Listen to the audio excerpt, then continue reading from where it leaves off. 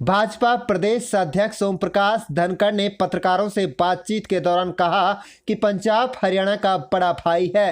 SYL के पानी पर छोटे भाई हरियाणा का हक भी है। पंजाब को बड़े भाई का धर्म निभाते हुए हरियाणा को उसके हक का पानी देना चाहिए। अपने हक के लिए यदि हरियाणा का किसान कस्सी उठाकर एसवाईएल की खुदाई करेगा तो प्रदेश सरकार उनका कदम कदम पर साथ देगी। इससे न केवल हरियाणा के हिस्से का पानी मिलेगा बल्कि दक्षिणी हरियाणा के खेतों में हरियाली आएगी। धनखड़ ने किसान आंदोलन को लेकर कहा कि किसानों से बातचीत के लिए केंद्र सरकार के दरवाजे हमेशा खुले रहेंगे। सरकार ने एमएसपी सहित किसानों की अधिकतर मांगों पर सहमति भी दी है। उन्होंने कहा कि किसान संगठनों ने जितने भी संशोधन दिए केंद्र सरकार ने नम्रता के साथ स्वीकार किया। आगे भी जो सुझाव आएंगे उन्हें भी स्वीकार किया जाएगा। एमएसपी को लेकर किसानों की शंका पहले ही दूर की जा चुकी है। आप देख रहे हैं रेवाड़ी से महेंद्र भारती की रिपोर्ट। देखिए, बीजेपी ने तो इसको बहुत आदर से लिया है। जितने संशोधन दिए थे सब स्वीकार कर दिए, और इतना ही नहीं, आगे भी ओपननेस के साथ कहा है कि भी जितने भी और आपके पास कोई सुझाव है वो भी ठीक करेंगे। तो इसलिए बीजेपी ने तो बिल्कुल इसको जितनी विनम्रता से दिया है, मैं तो ये कहूँगा कि बहुत उच्च कोटि की विनम्रता के साथ, सद्भावना के साथ, बहुत ही आदर के साथ 8-8 घंटे बैठकर सुना है। और तोमर साहब की चिट्ठी आने के बाद तो कोई बात बची नहीं। जितने मुद्दे थे हर मुद्दे को एड्रेस किया है। एमएसपी पर उन्होंने कहा है कि हम लिख कर देने को तैयार हैं। उन्होंने कहा राज्य सरकारों को ये अंदोसा हो रहा था कि हमारी मार्केट फीस कम हो जाएगी, तो राज्य सरकारों पे ही छोड़ दिया कि बाहर की मंडी और अंदर की मंडी पर आप फीस लगा सकते हो। उनको अंदेशा था कि व्यापारी का रजिस्ट्रेशन अगर ढंग से नहीं हुआ तो कहीं व्यापारी भाग ना जाए, वो भी राज्य सरकार पे छोड़ दिया कि आपने व्यापारी का जैसे रजिस्ट्रेशन करना है कर लो। कुछ लोगों को अंदेशा था कि एसडीएम कहीं व्यापारी के प्रभाव में नहीं आ जाए, तो दोनों रास्ते खोल दिए, सिविल कोर्ट चले जाओ और चाहे आप जो है एसडीएम पे चले जाओ।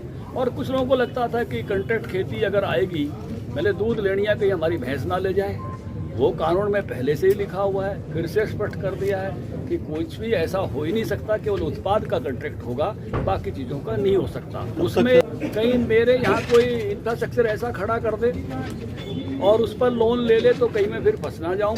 वो भी कह दिया कि कोई व्यापारी ऐसे इंफ्रास्ट्रक्चर पर लोन नहीं ले सकता। तो हर बिंदु को इतनी शालीनता से एड्रेस किया है, बहुत गजब से एड्रेस किया है। इससे ज़्यादा केंद्र सरकार की विनम्रता। रैंकिंग होने लगी है। इंदौर कई वर्षों से, जब से रैंकिंग चली है, देश में पहला आता है। तो स्वच्छता के साथ सौंदर्यीकरण भी जुड़ जाता है। फिर तो स्वच्छता और सौंदर्यीकरण में हमारे शहर की जगह कहाँ है और कैसे हम अपने शहर को ज़्यादा से ज़्यादा स्वच्छ बनाएं, सौंदर्यीकरण उसका करें। और एक विषय अब इसमें और आगे बढ़ रहा है, वो है सुरक्षा। जैसे कैमरों की मैंने चर्चा की, वो सुरक्षा वाला विषय। ये सब चीजें होने के लिए एक समन्वय की जरूरत है। जब यहाँ की सरकार, प्रदेश की सरकार, देश की सरकार जब एक ही प्रकार की है, एक ही दल की है, तो रिसोर्सेज, संसाधन ज्यादा मिलते हैं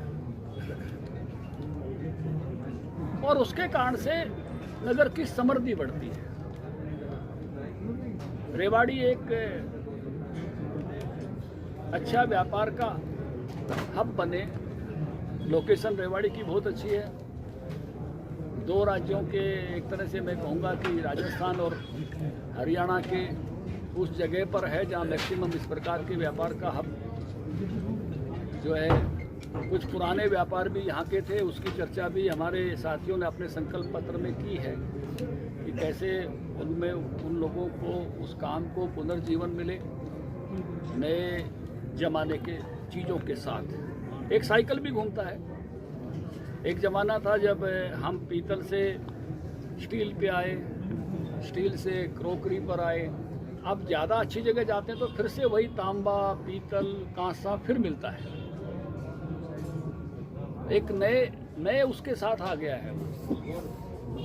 तो ऐसे जब आप जमाने के साथ उसको बदलते हैं तो नई चीज़ों के साथ उसमें आगे बढ़ जाते हैं। तो नए व्यापार के चीज़ों का हब वैसे भी अब एक नई आवाज़ उठी है कि हम लोकल पर वोकल हों, अपने शहर की विशेषताओं को कैसे आगे बढ़ाएं, उनकी मार्केटिंग करें। तो ये सारा विषय लेकर हम इस चुनाव में जा रहे हैं। मुझे खुशी है इस बात की कि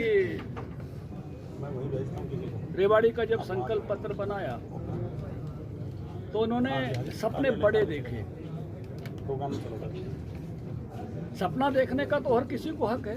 कईयों को सपनों पर ऐतराज भी है कि इतने बड़े सपने क्यों देखते हो, लेकिन सपनों पर कोई मर्यादा नहीं होनी चाहिए। इसलिए रेवाड़ी की मैं टीम को बधाई दूंगा। उसने बड़े सपने देखे, उसने कहाँ ओवर ब्रिज चाहिए वो बातें भी कही, कहीं लोअर ब्रिज चाहिए वो भी बातें की।